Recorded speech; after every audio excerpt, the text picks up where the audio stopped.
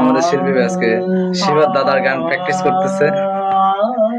আমাদের রবি ভাই দেখেন তাকে শেখাচ্ছে, শিবার দাদা হিসেবে তিনি হয়েছেন।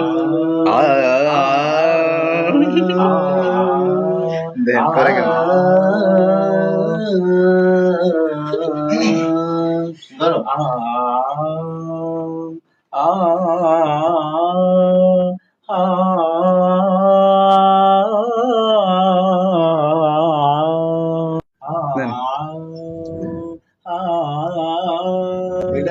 এটার আউটপুট কি হবে এটা তো কল্পনা করতে পারতেছে না, এটা আউটপুটটা শোনাই যায়।